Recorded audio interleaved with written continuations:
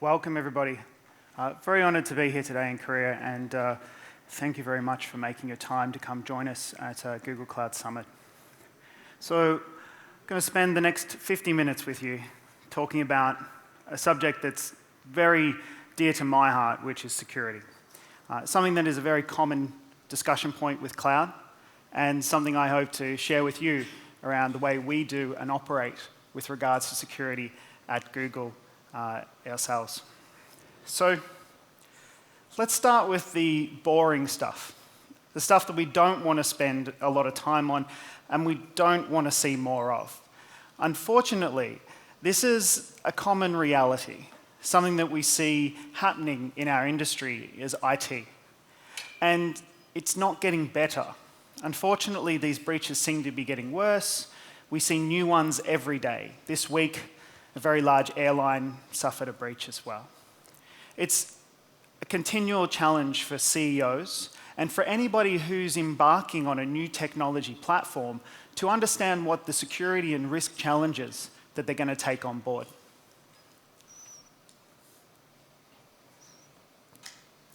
And so it's not just money, it's also reputation.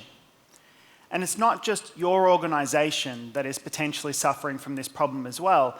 Actually, you can do nothing wrong and still suffer the issues, regulatory or otherwise reputational, to your industry. Your stock price can take a hit because you're part of an industry that had a breach. So it's having ongoing effects, and it's getting right to the level of the board as to understanding the risks and the impacts associated with regards to security and information technology. So when you see surveys like this, and they say security is the #1 problem affecting moving to the cloud, I don't believe it. See, I think it's the perception that people think security is the problem. But actually, in reality, cloud security can be better than what you have today. Now, I think as we've seen cloud evolve, we've seen more visibility and control to provide this. But what I want to share with you today is how at Google, we look at this challenge and how we have looked at addressing security inside our enterprise and our infrastructure.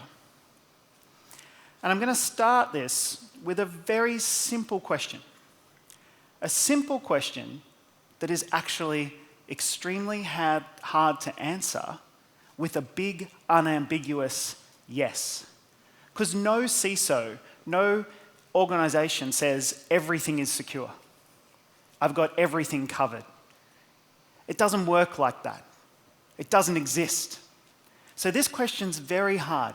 Yet, if you head an IT department, you've probably been asked, have you got security right? So what I want to share with you is the way we look at this challenge at Google and the approach that we've taken to address how we've built and operated security over our infrastructure. And it starts with understanding our approach. Over 15 years ago, in fact, Borg, the Google Container Service, has had its 15-year anniversary just, I think, last week. And we've been building container technology to operate at scale. And I think you've just heard in the last presentation about what containers can do. And you would have heard this morning about that. But it's about a completely comprehensive approach. It's not just about one particular component, it's about looking at it holistically across the stack. Right from the infrastructure to the way you store data. And storing data is different from the way you use it in a container. How do you store it? Where is it stored? Accordingly, the way it's protected. And then, how do you get access to that data? How do you use it successfully at the endpoint? Because often the endpoint is where there's a lot of risk, whether it's a mobile device, an Android device, or whether it's a web browser, or whether it's a laptop at that endpoint. And so we need to cater for all of these challenges across the organization to have a comprehensive approach. So how do we do this at Google? Well, sure, Let's start with the data centers. We'll start with the infrastructure. And we built a cloud platform based on containers orchestrated by Borg, the open sourcing of which is Kubernetes approaches today. But we didn't just stop with that. We then built something called Beyond Corp, a zero-trust network design, perimeterless, that allows our systems and services to have authentication and authorization capabilities between the services wherever they are, abstracted from the network, a software-defined networking stack. And you would have seen in the keynote today when Jennifer talked about Istio, the service mesh. Well, actually, that's an open sourcing of the approaches we used to the way we built our network infrastructure. So having this cloud-based approach based on containers and a zero-trust network design, not based on firewall rules, but based on service-to-service, not host-to-host, but service-to-service authentication, is another foundational component. Data.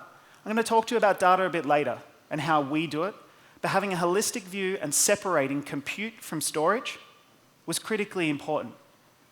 Our storage does not sit with our compute services. In the cloud, they are separate, which allows us to operate storage in a different way, because storage has different requirements for the way that our compute services are standardized. And I'll share with you what we've done to protect that and the way and reasons we've separated it. And then people. Identity and access management, having controls around how you get access to things, and accordingly combining that with strong authentication services, which I'm going to share more with you also. So, let's dive a little bit deeper. You see, Google was born on the web. But about 10 years ago, we had to seriously look at how we operated our systems and services and change our approach. You see, IT is a journey. It is not a destination. It doesn't stop. And we got attacked by organizations that weren't script kiddies and professional hackers, but well-backed nation-state organizations. And we had to change that approach to build that comprehensive platform that I just shared with you in the previous slide. But what does that look like? Well, in my industry, we talk about something called defense in depth. Defense in depth is an approach to putting different layers at different components in order to mitigate a particular attack. See, everybody has bugs. We have bugs. Google has bugs. Every IT system has bugs. Every IT system has vulnerabilities. It's not about that. That's just inherent. It's what you do about that, how you operate that, how you mitigate that that's important. And defense in depth allows a bug to exist, to be exploited, but then mitigated and closed down.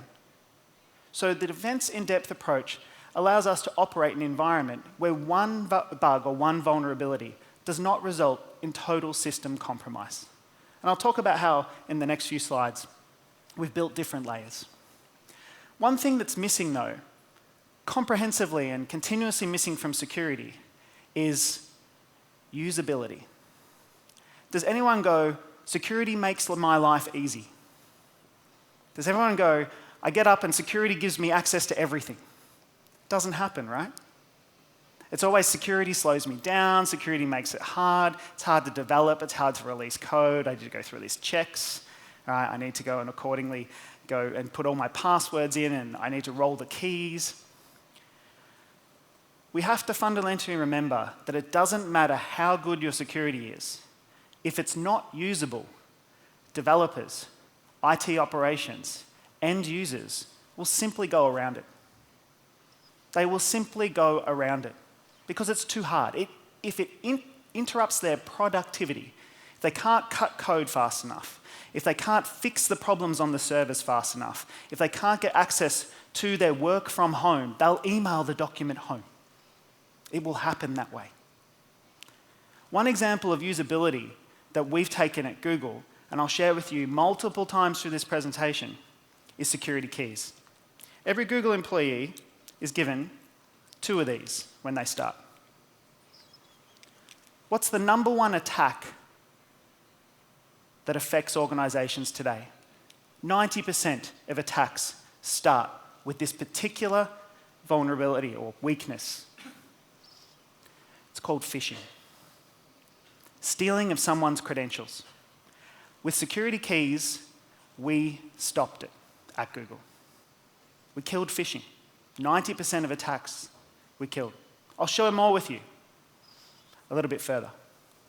But let's get into the infrastructure. We'll start there and we'll come out. Here you have a picture of a little microprocessor, a crypto microprocessor called Titan. Titan is a chip that Google made and designed to verify the lowest levels of the boot process order inside a Google server. For those that you know, that's the BIOS or the EFI. It's the first piece of code that is loaded into a CPU and allows that computer to boot. But of course, if that's compromised, then you have the lowest levels of your systems compromised. Titan sits in the middle and gives us what we call first nanosecond integrity. It means that the EFI or the BIOS is released, passed over to Titan. Titan checks it. If it is the one that Google wrote and Google deployed, then yes, I'll let the CPU boot.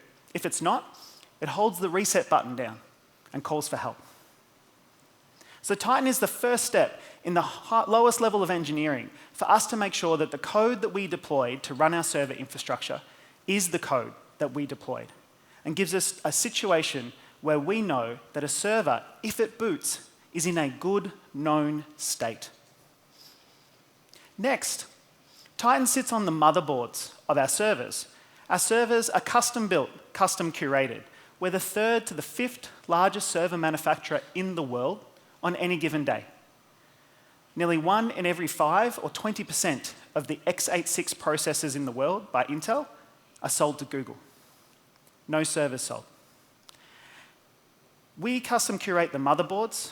They don't have any extra parts, no video cards. The version of Linux is custom curated as well. No extra drivers. The drivers are only there to support Google hardware, not Dell, HP, other manufacturer hardware, just Google hardware. So it's very stripped down. It reduces the attack surface area. Then the Kvm Hypervisor Open-Source, notice we're talking about a lot of open source here, is also stripped down to only support the hardware of Google hardware. We write the drivers because you can't buy Google hardware. And we run those drivers in user space, not kernel space, which is less privileged. So if there is an attack, it doesn't allow you to get system privileges on the environment. So we've really engineered the lowest levels of the stack, and Titan validates the boot process as well with something called binary authorization. So we haven't even got a server fully started yet. We haven't even got a workload deployed. We've already put these levels of mitigation in place in our defense in depth approach to start protecting our server and infrastructure. But hey, servers have to connect to a network, right? So what about the network? We build that too. Google builds its own network. This is what's called a Jupyter Superblock. It has 1.3 petabit per second bisection bandwidth. What does that mean? Well, that's 1,300 terabits per second of bisection bandwidth. What does that mean? The whole global internet is about 200 terabits per second of bisection bandwidth, which means this core switch is 4 times faster than the global internet combined.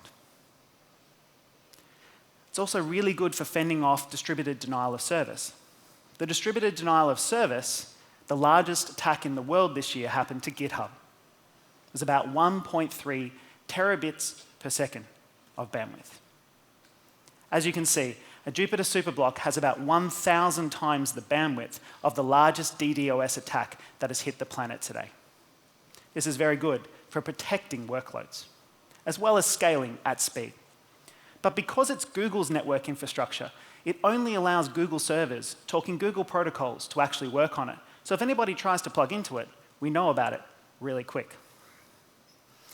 This all forms a secure supply chain, allowing us to be very confident that if any server boots on our infrastructure, that it's in a good known state, i.e., it's healthy. And if Titan has identified that it's not, it's isolated off into a separate network for investigation automatically. We can't run around patching thousands of servers, updating them, watering and feeding them. It must be fully automated. And this process allows us to create a highly consistent environment. And remember, we haven't deployed a piece of data or workload yet, because in the cloud, storage is separate from compute. And only once this system has booted does it now access data. So even the compromise of this system will not result in a compromise of data, because that is not on the system. It's in a storage array somewhere else. This is a defense-in-depth approach and shows the level of engineering that we've gone to make this a secure platform to operate on for ourselves and for our customers. And there's no difference in Google between the hardware that we run to protect our 1 billion user services and the same ones that you run VMs on our infrastructure. So let's connect it to the network. It's pretty cool that we have the world's largest private IP network, or the world's largest software-defined networking stack. What's interesting is that by default, all traffic in Google Cloud Platform goes between Google's private network and not across the public internet. And Jennifer spoke to you about that this morning, called our premium routes. That means all data between our data centers is encrypted in transit and goes across our own private links, which means we have greater control, ending up at that 125 points of presence that we have globally, on a network that on any given day is more than 1/4 or 25% of the global internet.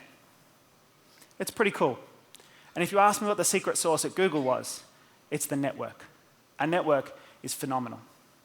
We also are able to deliver that traffic closer to your customers and control the integrity and security of that traffic right to that edge ISP, which gives us great confidence to provide a secure service as far as possible as we can.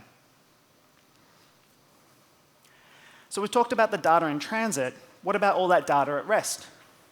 Well, I'm sure you all have some type of Google service account, Gmail, played with maps, maybe done a Google search, maybe got a Google profile.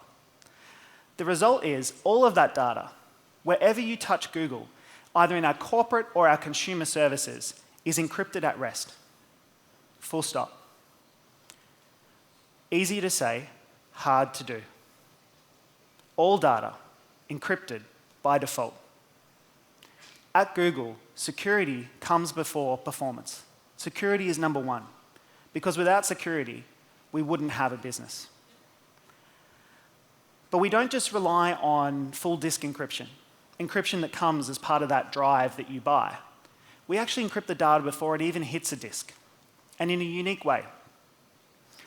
A communication to Google happens over an SSL or TLS communication. All our services terminate with a cipherspec and a library called Boring SSL. It's actually a FIPS, which is an industry certification library. The data then is chunked. A file is broken into sub-file chunks. That's the blue boxes. The blue boxes are the chunks, and then we wrap them with a key. The key is called a data encryption key, or what we call a DEC. We then wrap the DEC, or data encryption key, with a KEC, a key encryption key. We all having fun yet? Encryption is fun. This is called envelope encryption. We then store the key encryption key in our central key master. And then we randomly spray the chunks of data across the disk array, a local storage array in the country, a regional in Asia, or a global storage array, depending on the service that's being used. This means that if you were able to get past the alligators, get past the fences, get past the biometrics and break into a Google data center, if you were able to get a disk out of our racks, you'd have to break the full disk encryption on the disk, and then you'd have to break the individual chunk encryption of each file. But you wouldn't get a whole file. You'd get a part of a file. So you'd have to go find the other disks in the data center with that file, which are randomly sprayed across the over 8 tons of disk that we add to our data centers every day. That's a lot of disk. So this gives us performance because 2 of the 3 are slow, the third one serves. It gives us resiliency and redundancy because 2 of the 3 down, the third one serves. And it gives us security because if anyone tries to get access to that, the only way to get it is through the front door, where we automatically reconstruct this. And what's important for you to know is you can't turn this off at Google. You cannot make a mistake with encryption. By default, this happens, and you have to do nothing to turn this on. It's on by default. That's very different from other cloud providers. I'll talk about some options as an enterprise that you might want to use moving forward. So you might start asking, how can cloud or Google's infrastructure be more secure than what I run inside my data center? A really easy thing to say is we have less things to manage. Because of our extreme consistency, there are less configurations and less moving parts. We don't have the fragmentation that you have with the different technology providers and the different technology stacks, which means we manage less. Although the scale is greater, the configurations are fewer. So we just have a simpler problem to solve, which is, in security, a really good situation to be in. One of the functions that you automatically get with technologies like containers is the ability to release fast. And one of the key tenets of security is the ability to update. You see, it's actually riskier to do nothing than to make changes. You see, a vulnerability comes out, and if you don't patch, you will get hit. So you have to make a change. You have to continue to update your environment in order to protect it. With containers, you get automatic update ability. And as a result, you get fantastic security. There is no such thing as security without the ability to update. These two go hand in hand. When you are now focused not on your infrastructure patching, not on keeping the lights on, you can start to look for outcomes in your data. You can start to use your tools and systems. And here are some of the outcomes that we've built based on the threat intelligence and the security data that is available to us through running our platforms. A technology such as safe browsing, something you've all probably hit today, whether you used a Chrome browser, an Apple iOS phone, Safari, or Mozilla, or Android. 3 billion devices telling us bad URLs and us filtering to know whether that is good or bad. A free service that Google offers.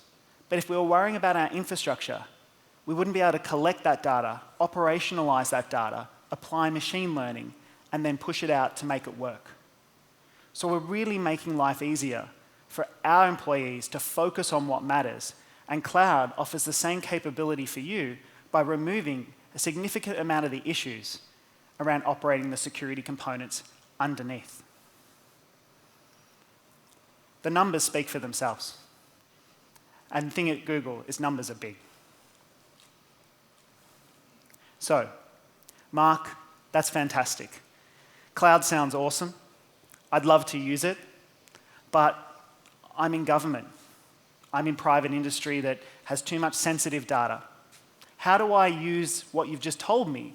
How do I take what you've done and learned at Google and apply it to my own data center, to my own infrastructure that I'm running inside my environment? Or how do I build hybrid? Well, we get that. We understand that. And that's why we've released technologies like Kubernetes. Kubernetes doesn't need a cloud provider to work, and nor does Istio. They're open source. So actually, they're free. We're giving you the most powerful security technologies that we've built to update, to operate at speed, to patch, and to protect workloads, both with network and also container workloads. And you can deploy them for free. You can get the same agility inside your own environment. You can improve your security, visibility, and control on-prem by deploying these technologies. We also have on-prem API gateway technology with Apigee that you can deploy off the cloud. And at some point, I'm pretty sure you'll connect to the internet. Because the reality is that a lot of these services today are somehow connected to the internet. Now, Beyond Corp at Google is an approach where every employee is able to access all of the Google services they need to do their job without a VPN. We've got the same technology built into our cloud identity service. And it also has our web application firewall, which I'll talk about a little bit later, for the way we safely expose our services to the internet as well.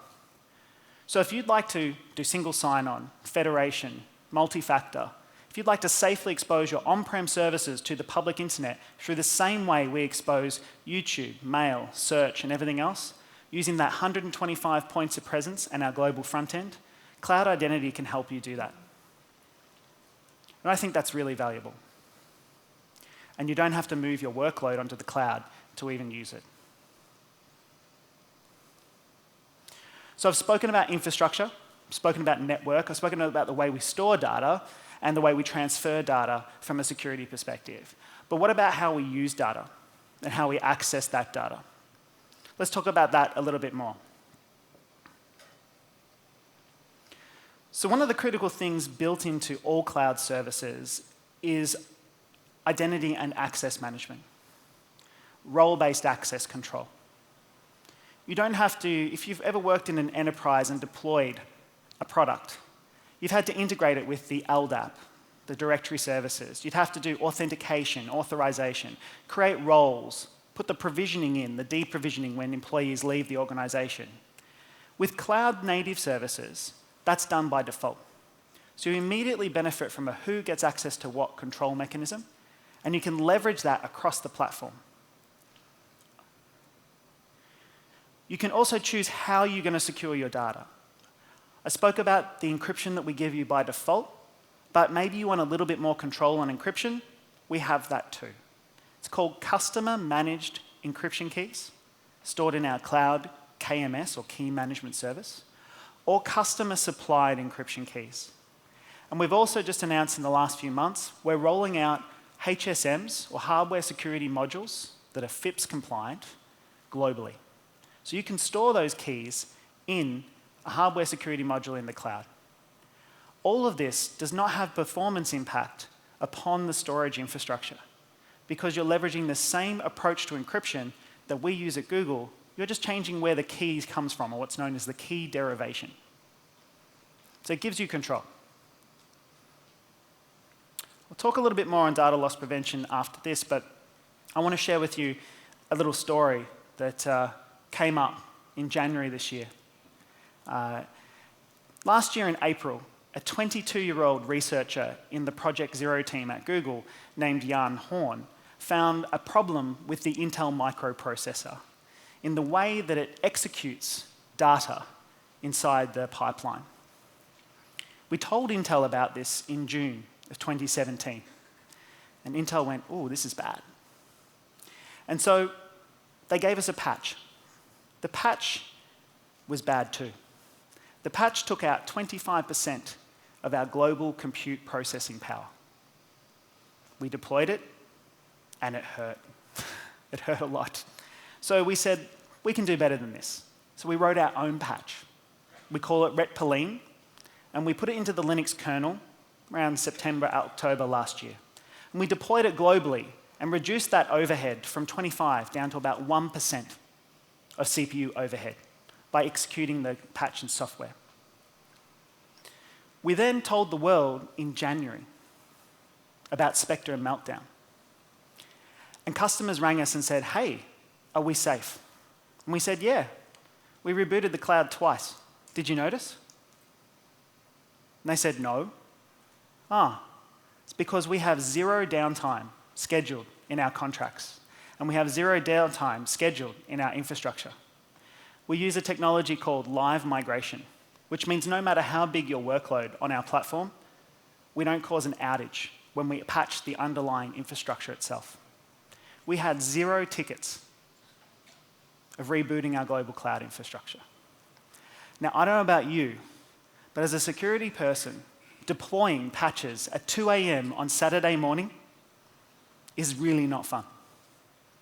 The ability to deploy patches at will, whenever I need, without impacting the business, sounds pretty exciting to me and gives me my weekends back. So live migration is something you can take advantage of for whatever service you use on Google Cloud, because it's a standard part of all of our offerings, including no scheduled downtime in our contracts.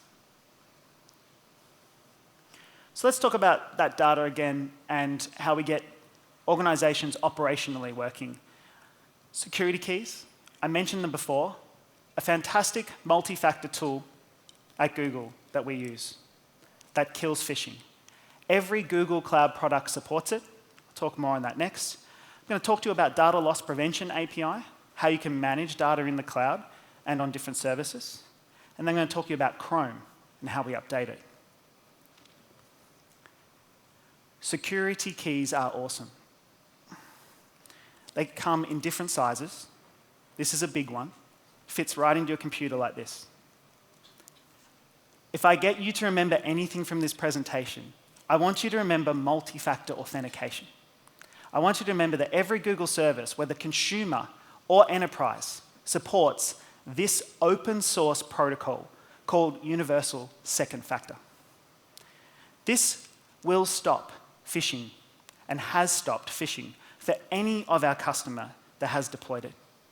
We have had 0 reported or detected account takeover attempts for any customer that has made the effort to simply deploy security keys. We are now operating and selling these. They're called Titan security keys, and they are still open in the market. The entire protocol is open source, and you can use them on any Google service for your personal usage or for your enterprise.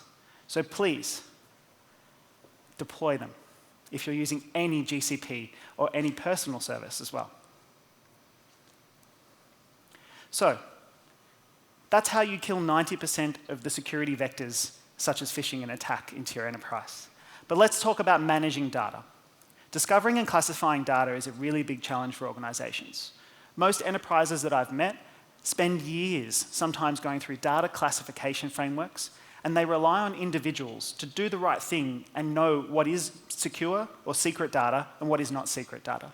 And that's sometimes really hard. So at Google, we've got a lot of data, and we had to find out how to be compliant with privacy laws around the world. And we needed to manage that data safely and protect it.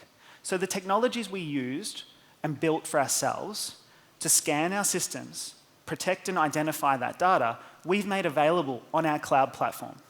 It's called Dlp Api, and it does things like this. Here's a really simple example of a single API across some structured data. On the left-hand column, you'll see the ID field. When we run that through with format-preserving encryption, or tokenization, we encrypt that data in a manner that's still referenceable without breaking the reference to other links. On the second one, on job title, we do grouping, which means we can abstract the data so it's not at risk of reconstruction and re-identification. On the third field, the phone field, we do data redaction. The data redaction is destroying the data, but maintaining the structure of the field. On the fourth field, the comments field, we're doing contextualization. All with one API and one call, you can do this on structured data, as well as unstructured data. The contextualization means that the comments still make sense. You can read that it was an email address, but you don't have the raw data for the email address. If you're doing a big data project, if you're doing a machine learning project, do you really need the actual email address? Or do you just need to know it was an email address? This can unlock access to your big data sets, allowing you to let different parts of the business use them without the risk of losing the data, but yet successfully training their machine learning models with information that's been redacted or contextualized accordingly. And that's available now on our platform and can scan both real-time as well as at-rest services. There's 3 types of logs in Google's cloud platform. If you've ever been involved in a security incident, the first thing they ask is, where are the logs? And it's a nasty question sometimes, because sometimes the logs aren't turned on. Sometimes we ran out of space and someone turned the logs off. With admin logs in Google's cloud platform, you can't turn them off and you can't delete them. They're immutable. And they're on by default. The next log is a data access log. Now, many organizations want data access logs, but there's massive performance impacts by turning these on their data services or databases.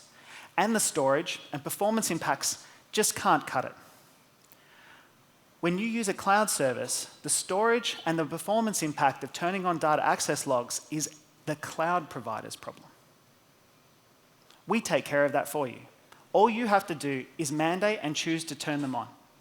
And you can do that with identity and access management policy, ensuring that the hierarchy says that these services must have data access logging, which is really powerful. So now you've got those two sets of logs for any forensics investigation or HR investigation that needs to occur. But the log that I'm most proud of, and I think is really one of the most valuable, is the access transparency log. Trust is established not through technology, but transparency.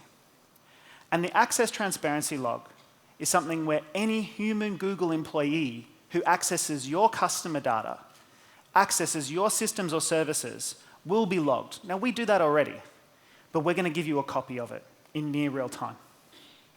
And we think that's really powerful to show you that not only contractually will we only access your data only for the purpose of delivering the service, but we'll give you an evidence chain that that's exactly and only what we're doing as well. And that level of transparency from a cloud service provider is something that I know customers and regulators have been very excited to hear.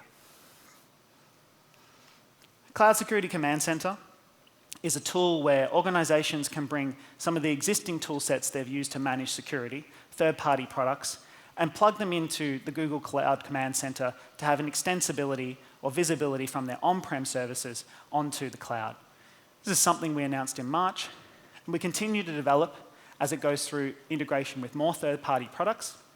You can schedule your data loss prevention API scripts here and set them up to find personally identifiable data across any or all of your infrastructure that you use in the cloud platform as well, in this interfaces also.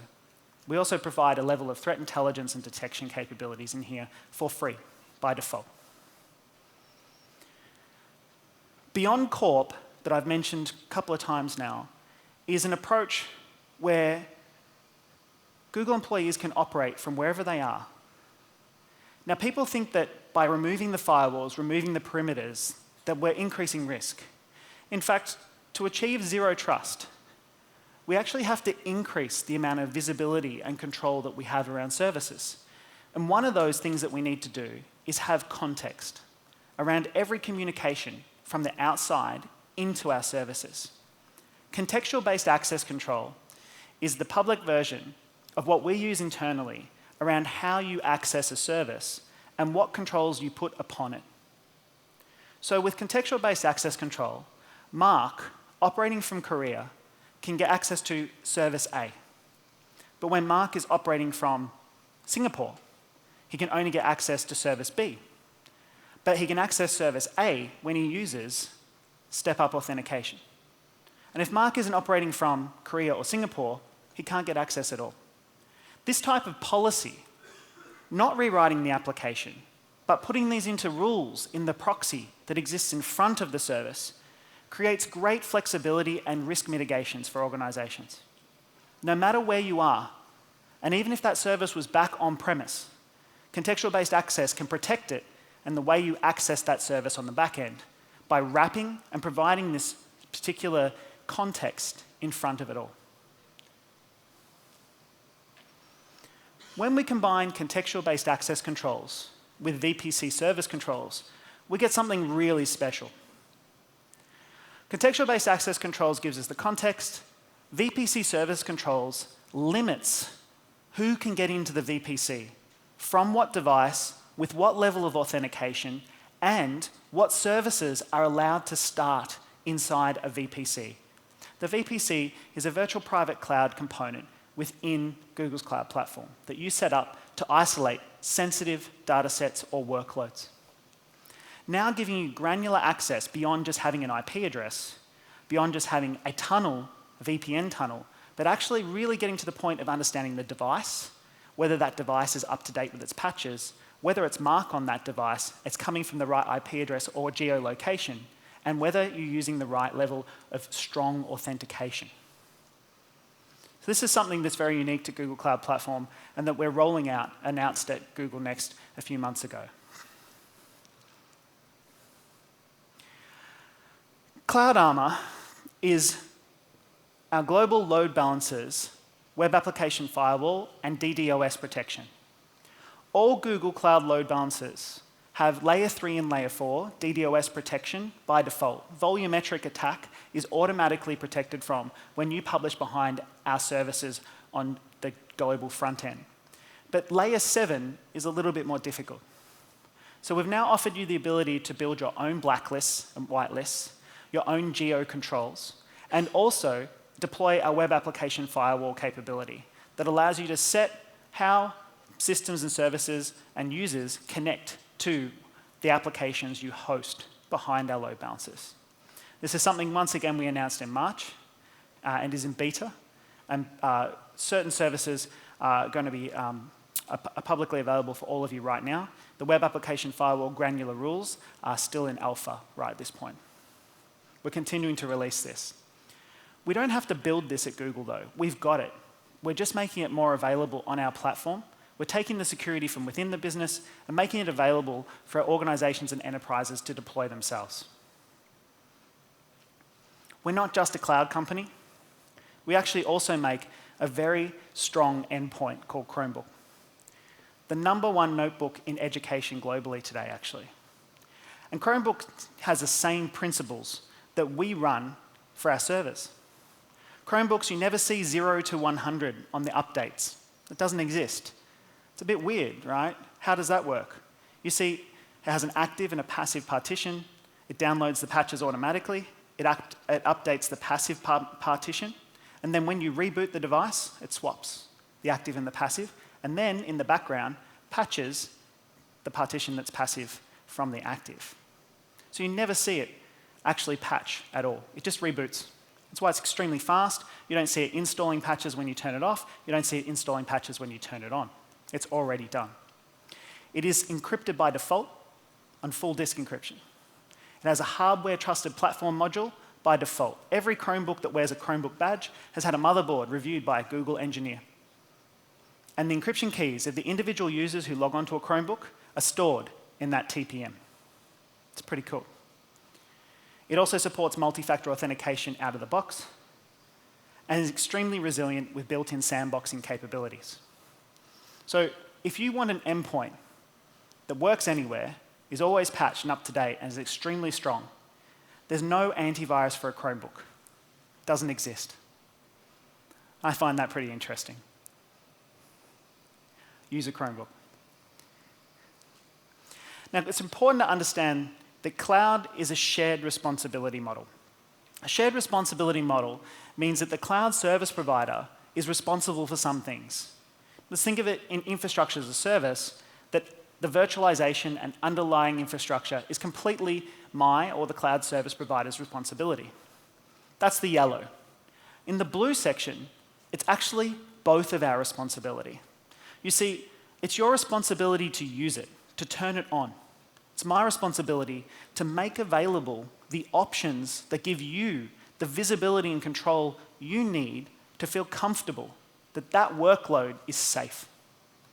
And I think that's a continual evolving discussion that we would love to have with you about how you can bring that workload and what controls you really need, whether that was access transparency, whether that was customer managed encryption keys. We want to work with you on what that will take. But it's important that you know where this boundary sits so you understand the responsibilities on your organization versus what we're responsible for. And of course, we'll continue to publish best practices and guides on how to use that in more and easily configurable ways to protect your workloads, no matter whether it's IaaS, PaaS, or SaaS, accordingly. Now, we all understand that we operate in an environment that needs strong governance and independent audit and review. So we prescribe to independent third-party audits. Our auditor at the moment is Ernst & Young, who do our SOC 2 and ISO 27700 certifications and assessments. And we commit publicly to these for independent review. So if you don't trust us, if you don't trust me at all, you can rely on these reports. But what if you don't trust these reports? What if you don't trust me? You don't trust these reports? What if you don't trust anyone? What if you want to check it out yourself? Well, go ahead. penetration test away. Attack us. Attack your services inside GCP. It's okay. You don't need to ask permission. You do not need to ask permission to attack our infrastructure that we're hosting for you. Don't attack Gmail, that's ours. But attack your VMs. Attack the APIs and the systems and services that you use, that's okay. Because we believe you shouldn't have to ask permission to check if we have locked the doors. We think you should always be able to check if we have locked the doors without asking permission to do so. And that's putting ourselves out there to make sure you know we're committed to maintain consistent and strong security whenever and whenever you choose to test it. I'll leave you with this particular report. We're very proud and very humbled to participate for the first time in an independent body review by Forrester. Forrester reviewed the public cloud native security, called PCNS for short, and they looked at what was built in to the platform by default. For the first time, and the only time we've participated, we ended up in the top right-hand corner for our strategy and our commitment to security. And I think that's wonderful, because we are taking what we built at Google to protect our services and making them available, built into our platform for enterprises and customers to leverage and use themselves. So if you'd like to look in the details of this, it can be downloaded from cloud.google.com/security, and it's a good read, I think so. So with that, I'd like to thank you for your time. I hope that you've been able to understand the level and depth of and passion that we have for security at Google, and how we want to make sure that if you want to leverage our services, that you can be confident that we're going to deliver, that we're going to work and make sure that we've got the best security available for you to bring your workload in a shared responsibility and run that safely. So thank you very much for your time. Thank you.